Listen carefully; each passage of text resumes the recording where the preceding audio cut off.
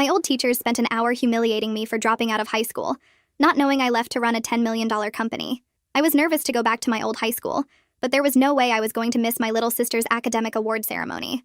I'd dropped out sophomore year when my app exploded and investors started offering me money, but I never told anyone back home because my former bullies don't deserve to know about my success. When I saw my old teachers near the punch bowl, I tried to stay invisible, but my history teacher spotted me immediately, and her face twisted with disgust. Well, well, look who decided to show her face, she announced loudly enough for other parents to hear. The dropout returns. I hope you're not here asking for your transcript because that ship has sailed. Some mistakes can't be undone. She looked me up and down with disgust. Still dressing like a teenager, I see. That's what happens when you don't finish growing up properly. I smiled and said I was just here for my sister, but that made her angrier. My old math teacher joined in immediately. Your poor sister, having to carry the burden of your failure. She's probably working twice as hard to make up for the shame you brought on your family. He shook his head dramatically. I remember when you had potential. Now look at you. Probably still living in your parents' basement, mooching off them while your sister actually accomplishes something. The English teacher grabbed my arm when I tried to walk away. Don't you dare run from this conversation like you ran from your education. You need to hear this. She squeezed harder, her nails digging in. Every time I see a homeless person, I think of my former students who dropped out. That'll be you soon if it isn't already. What do you even do all day? Play video games while your sister studies? When I mentioned I was doing well, the math teacher laughed so hard he spilled his coffee. Doing well? What's that mean? You got a job at McDonald's? Maybe made shift manager? He turned to the growing crowd of teachers. This is what we mean when we talk about wasted potential. She thought she was too good for school, and now she's probably on food stamps. The principal arrived and joined the pile on. I heard you were back. Security almost didn't let you in because you're not a student or graduate. He addressed the other teachers and said, this is what failure looks like. She threw away her future for what? Probably got pregnant or involved with doctorgs. That's usually why girls drop out. The history teacher grabbed my phone when it buzzed with a work notification. Let's see what's so important. Probably your dealer or your baby daddy. She read the screen and laughed. CEO? Is that what you call your boyfriend? How pathetic. Making up titles to feel important. She threw my phone on the ground, the screen cracking. Oops, but you can't afford a new one anyway. The math teacher decided to make an announcement to the whole reception. Parents, let this be a lesson. This former student dropped out thinking she knew better than us. Now she crashes events to feel connected to success she'll never have. Your children could end up like her if they don't value education. He pointed at me like I was an exhibit. Failure has a face and it's standing right there. The English teacher pulled out scissors from her desk drawer nearby. You know what? Your hair is as messy as your life. Let me fix something about you. She actually grabbed my hair and cut off a chunk before I could pull away. There, now your outside matches your inside. Broken and worthless. Other teachers laughed and applauded. The history teacher poured her entire cup of red punch over my head, the sticky liquid running down my face and staining my blazer. You smell like failure anyway. Might as well look like it too. This is what dropouts deserve. She then slapped me across the face, hard. That's for wasting my time trying to educate you. I should send your parents a bill for all the resources you stole from deserving students. The crowd of teachers cheered. The principal grabbed my wrist and started dragging me toward the exit. You're traumatizing the successful students with your presence. Get out before you infect them with your failure. When I resisted, he twisted my arm behind my back. Should I call the police? Trespassing is a crime. Your sister will be so humiliated when you're arrested at her ceremony. The math teacher added one final insult as they surrounded me. The saddest part is you probably tell yourself you made the right choice. But everyone here knows you're a cautionary tale, a waste of oxygen who threw away her only chance at a real life. Your sister must be so ashamed to share DNA with you. I bet she tells people you died rather than admit you're a dropout loser. That's when my sister appeared, fresh from taking photos with her award, and saw me surrounded by teachers with punch dripping from my hair and a chunk of it missing. What the hell is going on here? She pushed through them and grabbed my hand, taking in my destroyed appearance. Why don't you tell them the truth about what you've been doing since you left? Tell them about your company. The teachers all stared at me, barely breathing. I felt the sticky punch dripping from my hair onto the gym floor while everyone waited for me to speak. My sister squeezed my hand so hard it hurt, but I just looked at the teachers and said we should probably talk somewhere more private. The last thing I wanted was to make my sister's special day even worse than it already was. The history teacher let out this nasty laugh while the math teacher rolled his eyes like I was wasting their time.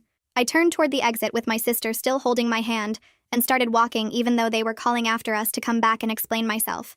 My hands shook as I bent down to pick up my cracked phone from where the history teacher had thrown it. The screen was spiderwebbed across the whole surface and barely responding to my touch. My sister grabbed the chunk of hair the English teacher had cut off and shoved it in her pocket, while giving them all the dirtiest look I'd ever seen on her face. Several parents had their phones out taking pictures or videos of us leaving, and I realized I must look like someone who'd been attacked. The punch had soaked through my blazer and was making my white shirt underneath turn pink. We pushed through the gym doors into the parking lot where my sister basically dragged me to her car. She helped me into the passenger seat, then got in and locked the doors before turning to me with this look of total shock. She demanded to know what the hell was going on and what I'd been doing since I dropped out. I took a deep breath and told her the truth about everything.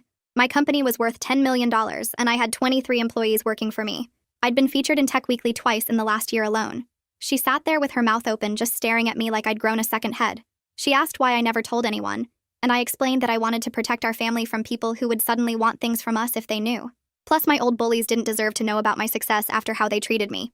She started the car and said we were going to urgent care right away to document everything those teachers did to me. The drive only took 15 minutes, but my face was throbbing where the history teacher had slapped me. When we walked into urgent care, the receptionist took one look at me and asked if I needed to call the police. My sister told her we would be doing that, but first we needed medical documentation of the injuries. The triage nurse came out immediately and brought us back to an exam room. She took photos of the mark on my face and found that my scalp was actually bleeding where the teacher had yanked my hair before cutting it. She gave me paperwork about assault documentation and looked really concerned when I explained that teachers at the high school had done this to me. She said teachers aren't supposed to put their hands on anyone whether they're a current student or not. While waiting for the doctor to come check me out, I pulled out my cracked phone and called the non-emergency police line. The officer on the phone took down all the basic information and gave me a report number. He said a detective would follow up within 48 hours about potentially pressing charges. My sister held my hand through the whole call and kept saying she couldn't believe this was even necessary. The doctor came in and cleaned the wound on my scalp, then put some antibiotic ointment on it. He said the slap mark would probably bruise and I should ice it when I got home. He also documented everything in my medical record and said he'd seen bar fights that looked better than what happened to me. We left urgent care with a folder full of documentation and photos of my injuries. My sister drove me home and our parents were already asleep since it was past 11 at night. I went to my room and finally called Jamal Baker, who was my operations lead at the company. He also handled any PR crises that came up, though we'd never had anything like this before. He listened to the whole story without interrupting once, even though I could hear him typing notes the entire time. When I finished, he immediately went into damage control mode, asking about witnesses and evidence. He was really worried about how this could affect our upcoming Series B funding round if the story went viral. He said he knew someone who could help and would connect us first thing in the morning. Before I could even ask who he meant, he said her name was Paula Robinson, and she specialized in education law and civil cases.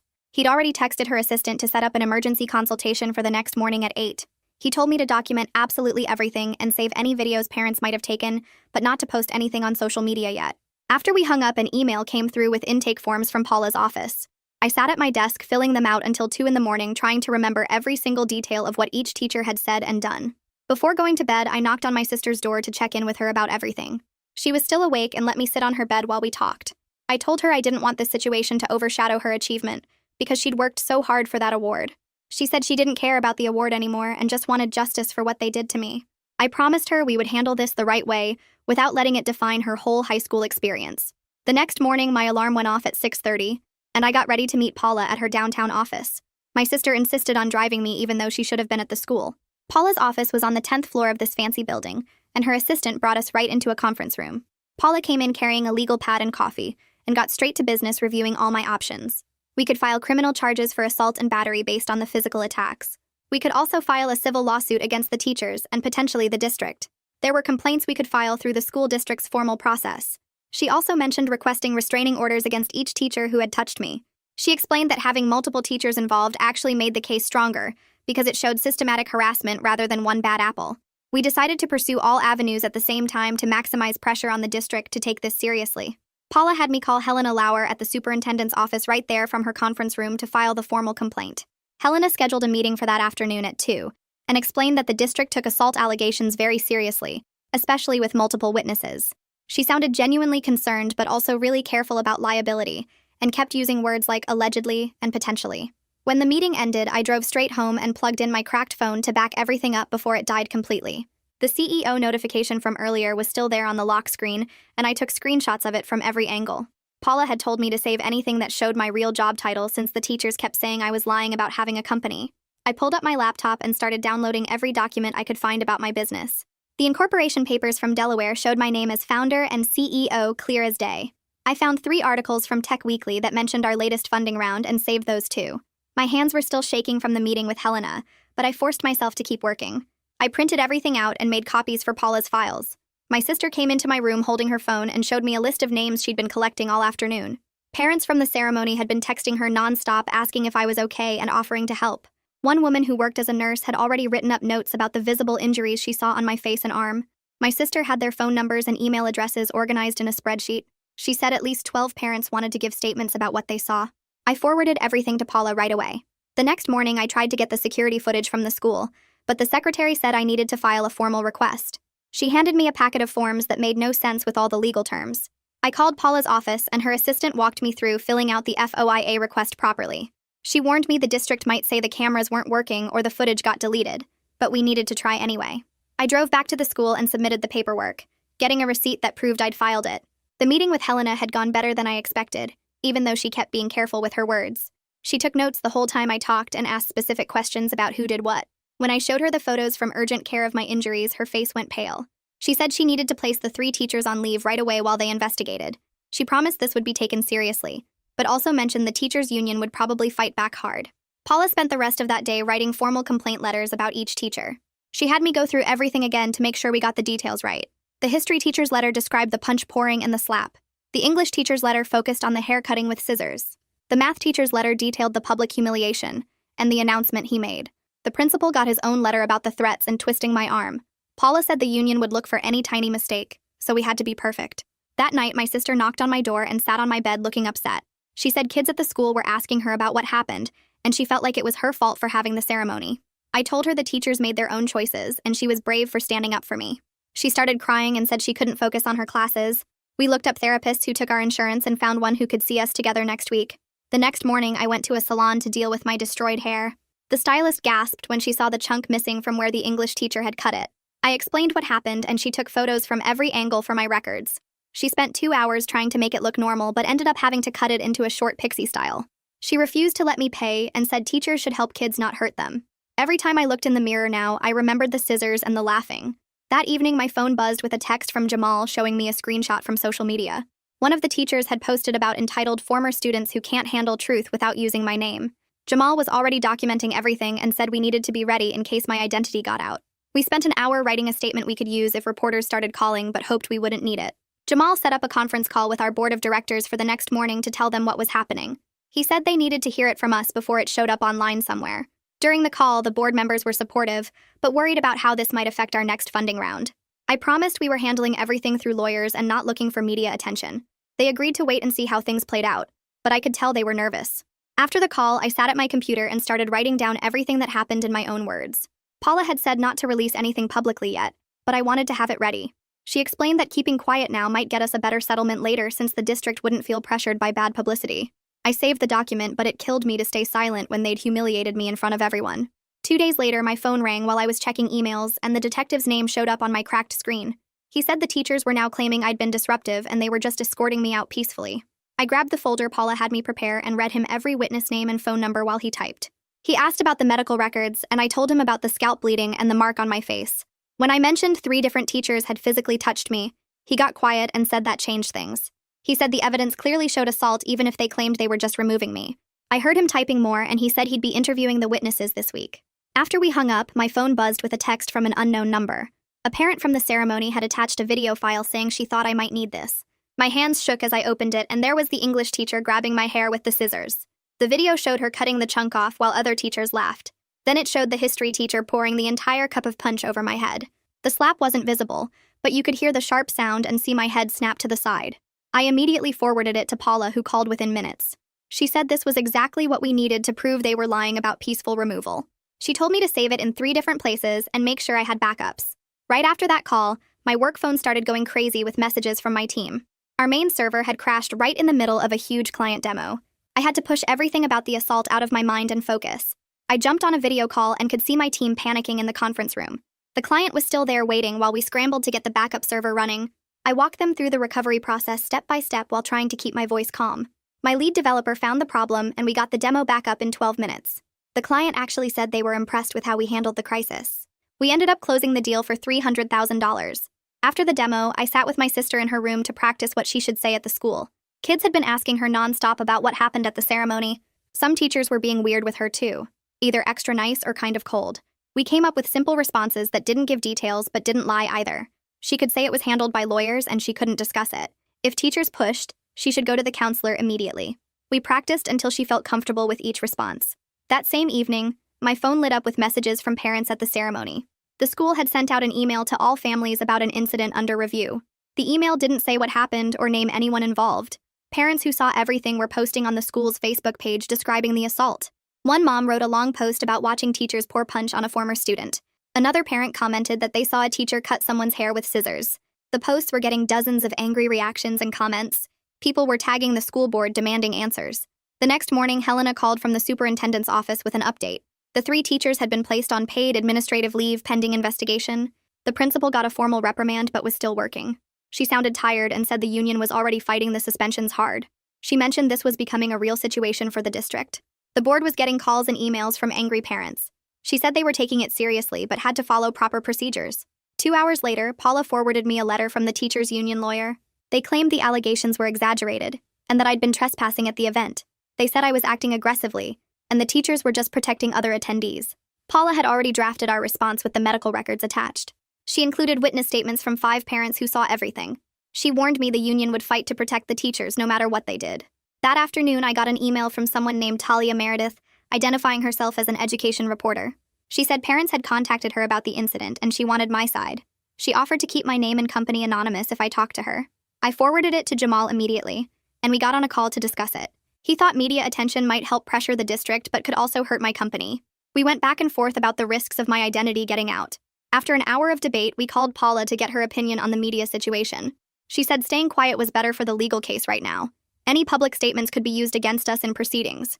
Jamal started working on a crisis plan just in case my identity leaked anyway. He wrote talking points that focused only on the assault, not my success. We wanted to control the story if it became necessary to go public. 3 days after the assault, I finally went to my first therapy appointment.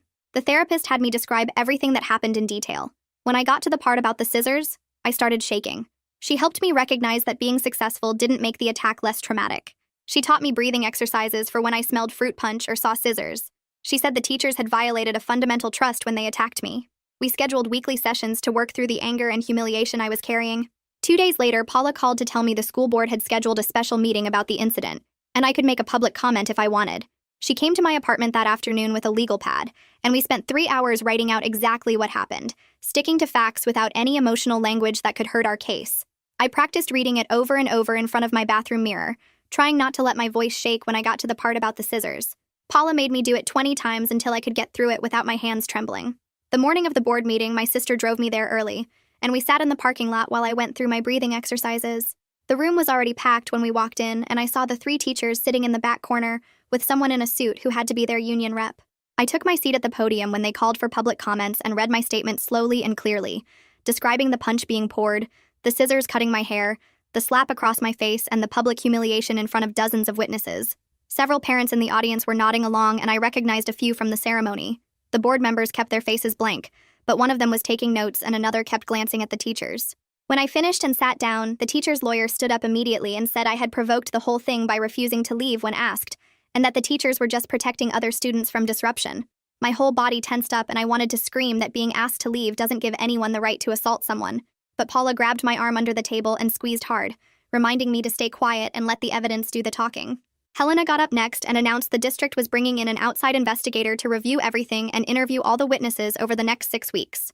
The teachers' union rep jumped up and objected, saying the investigator they picked had a history of bias against educators and demanded someone else. Helena said the decision was final, and the investigation would be transparent with findings made public. The next morning, I drove to my sister's school and met quietly with her counselor to make sure no teachers were giving her a hard time about my complaint. The counselor said she'd been watching carefully and would document anything concerning, but so far my sister was handling things well, even though she seemed anxious. My sister had told her that some kids were asking questions, but she just said it was a family matter and changed the subject. That afternoon, Jamal forwarded me a link that made my blood boil. The teachers' supporters had created a fundraising page calling them victims of a vindictive former student with an agenda who was trying to destroy their careers. They'd already raised $2,000 for legal fees in just 6 hours. Paula said to let it go because it actually helped our case by showing they weren't taking any responsibility for what they did.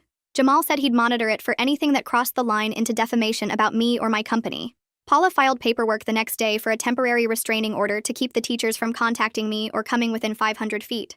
The judge approved it based on the medical records and assault documentation, and the order got served to all 3 teachers at the school. Not even 24 hours later, my old school email that forwards to my personal account got a message from the math teacher asking if we could talk and work this out without lawyers. Paula immediately filed a contempt motion for violating the restraining order and said this showed they didn't respect boundaries or court orders. Meanwhile, Jamal insisted we do media training in case my identity leaked, and reporters started calling. We spent an entire afternoon in his office with him pretending to be a hostile interviewer, while I practiced staying calm and sticking to facts about seeking accountability for assault, not revenge or money. He kept reminding me that every word I said could affect both the legal case and our company's reputation with investors. Over the next 2 weeks, Paula got copies of sworn statements from 8 different parents who saw what happened at the ceremony. One mother wrote that she was so shocked by the teacher's behavior, she couldn't believe educated professionals would act that way toward anyone, especially a former student. Another parent described seeing the English teacher with the scissors and hearing the slap from across the room. The investigator called Paula after reviewing everything and said the evidence was overwhelming and consistent across all witnesses. 3 weeks into the investigation, the detective who took my original police report called with an update. The district attorney's office had decided to file misdemeanor battery charges against the history teacher for the slap, since it was captured on video and witnessed by so many people. The other 2 teachers would only face administrative consequences through the school district, which felt unfair, but the detective said having video evidence of the slap made that charge easier to prove in court. He said the history teacher would get a summons to appear in court next month and would likely plea bargain for probation and anger management classes rather than risk a trial with so much evidence against her. 2 days later, Paula called me while I was reviewing code at my office and said the district's legal counsel wanted to discuss a potential settlement through mediation instead of going to trial. She explained they were suddenly willing to revise all their policies about physical contact with visitors and mandate training for every staff member in the district. Paula sounded excited and told me they were taking this way more seriously now that criminal charges were filed against the history teacher. I asked her what kind of settlement amount they were offering, but she said we hadn't gotten to numbers yet because I needed to decide what I actually wanted from this whole mess. That night, I stayed up thinking about what would actually make a difference instead of just getting money for myself. The next morning, I called Paula with an idea that had been forming in my head all night. I wanted any financial settlement to go toward creating a scholarship for students who succeed outside the normal academic path, kids who might be entrepreneurs or artists or inventors, but don't fit the traditional mold. Paula loved the idea and said it would make the district look better too, since they could spin it as creating something positive from the situation. When I told my sister about it at lunch, she got really excited and suggested we name it after our grandmother, who never finished high school but built her own successful bakery business back in the 60s. After going back and forth with Paula for 3 days and looking at all my options, I decided to pursue the mediated settlement with specific conditions that the teachers had to complete training, give real apologies, and the district had to update their policies and fund the scholarship with at least $50,000. Paula said it was a mature choice that would help future students more than just punishing the teachers would. The mediation started smoothly until the union's lawyer jumped in and said the teachers couldn't admit any wrongdoing in their apologies because it would affect their careers and make them vulnerable to more lawsuits. Paula pushed back hard and argued that assault victims deserve acknowledgement of the harm done to them, not some watered-down statement that avoided responsibility. We spent 3 whole days going back and forth on the exact wording, with the union lawyer rejecting every version that included words like wrong or inappropriate or assault, while Paula kept insisting on real accountability. On the 4th day of negotiations, Paula called me with surprising news that the math teacher had requested a separate restorative justice meeting with me outside the main mediation, with both our lawyers present, of course. She said he wanted to explain his side and apologize directly, which the union wasn't happy about but couldn't stop him from doing. I agreed to meet him the following week at Paula's office, though I made it clear I wasn't promising to forgive him or drop anything based on what he said. The meeting was awkward from the start, with the math teacher looking older and more tired than I remembered from the ceremony. He explained he'd been dealing with burnout for years and had taken his frustration about the education system out on me, which he said didn't excuse what he did but helped explain why he'd been so cruel. I listened without interrupting while he talked about feeling like a failure himself after 30 years of teaching and watching so many students struggle. He apologized for the public humiliation and admitted he was wrong to make assumptions about my life and success without knowing anything about what I'd actually accomplished. I accepted his apology, but made it clear that words couldn't undo the harm, especially since he'd announced to a room full of parents that I was a failure and waste of oxygen. He nodded and said he understood, then asked if there was anything he could do to make it right beyond the formal requirements. I told him to be better to his current students and never make another kid feel worthless for choosing a different path. Meanwhile, Helena called Paula with news that the principal had agreed to transition to a non-student-facing role in the district office as part of the settlement, meaning he wouldn't be disciplining or interacting with students anymore. Helena mentioned he was actually relieved to step back from direct student contact after this whole incident had blown up so publicly. It felt like appropriate accountability, even if he wasn't getting fired completely. The history and English teachers ended up receiving mandated training on appropriate conduct, plus supervision requirements and evaluation periods that could lead to termination if they had any other incidents with students or visitors. Paula explained it wasn't the same as firing them, but it put them on notice and created a paper trail that would follow them. The union finally agreed to these terms rather than risk worse consequences if we went to trial with all our evidence. The scholarship got established with the settlement funds about 2 weeks later, set up initially as an anonymous donation, though I planned to reveal myself as the donor eventually when the time felt right. My sister got appointed to the selection committee for choosing the first recipient this spring, which made her really proud to be part of creating something good from something so awful. The paperwork specified it would support students pursuing non-traditional paths to success. Exactly what I'd wanted. After everything was signed and settled, my family organized a private dinner at my parents' house to properly celebrate my sister's academic achievement that had gotten completely overshadowed by the assault and its aftermath. She stood up during dessert and gave this speech about how proud she was of me for standing up for myself and using my success to help other kids who might not fit the traditional mold. Our parents got emotional and my mom started crying, finally understanding why I'd kept my company secret for so long and apologizing for not protecting me better at the ceremony. 3 days later, the local paper ran a story about the district changing their visitor policies, but my name stayed out of it completely. Jamal texted me relief emojis when he saw the article focused on policy reform, instead of mentioning our company or the assault details. The reporter who'd reached out to me earlier published her piece without naming me or describing the specific incident, just noting that a visitor had been physically assaulted by staff members. Our Series B funding round closed the next week without any investors even knowing about what happened at the school.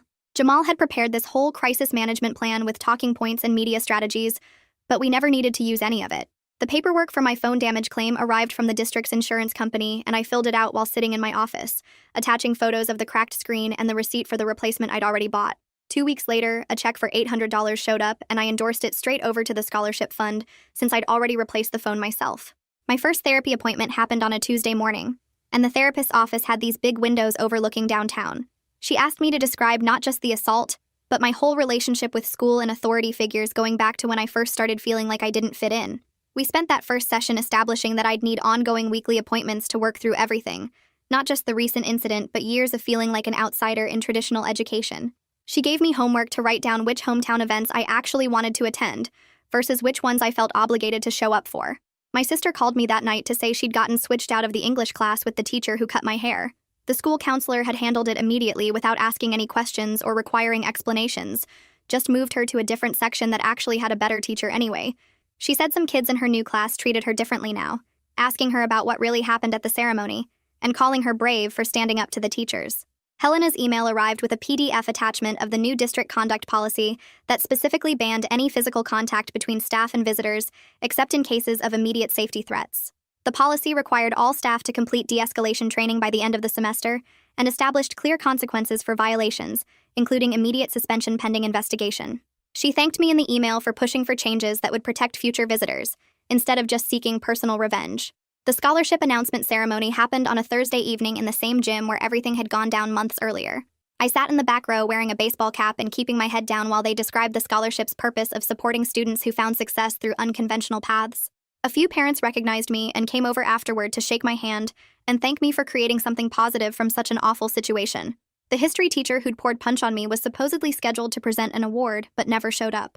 My sister found me after the ceremony ended, and we sat in her car in the parking lot for 20 minutes just talking. She told me she was proud of how I'd handled everything with strategy and planning instead of just trying to get revenge or destroy their careers. We both knew the justice wasn't perfect since the teachers still had their jobs, but we were closer now than we'd been in years. She said she'd been telling people her sister was a CEO, whether I wanted her to or not, because she was tired of people assuming I was some kind of failure. 6 months passed, and I found myself sitting across from the scholarship's first recipient in a coffee shop near my office. She reminded me so much of myself at that age, brilliant at coding but struggling with traditional homework and standardized tests. She'd already built 3 apps on her own and had ideas for a startup, but her parents wanted her to focus on getting her grades up for college applications. I told her about my journey and how dropping out had been right for me but might not be right for her, that there were multiple paths to success. My company had grown to 35 employees by then, and we'd just signed our biggest client yet, a Fortune 500 company that wanted us to rebuild their entire mobile presence. The relationship with my sister had never been stronger, and she'd started introducing me to her friends as her CEO sister, who stood up to the whole school system. Those teachers had tried to humiliate me and destroy my confidence, but instead they'd given me the chance to create real change in the district. The new policies were already being used to protect other visitors from harassment, and the scholarship would help kids like me for years to come. Every time I drove past the high school, I remembered that awful day, but also everything good that came from standing up for myself and using my resources to make sure it couldn't happen to anyone else. Thanks for letting me wonder through all this with you. Definitely been quite a journey to share together. Really appreciate you being here. If you made it to the end, drop a comment. I love reading all your comments.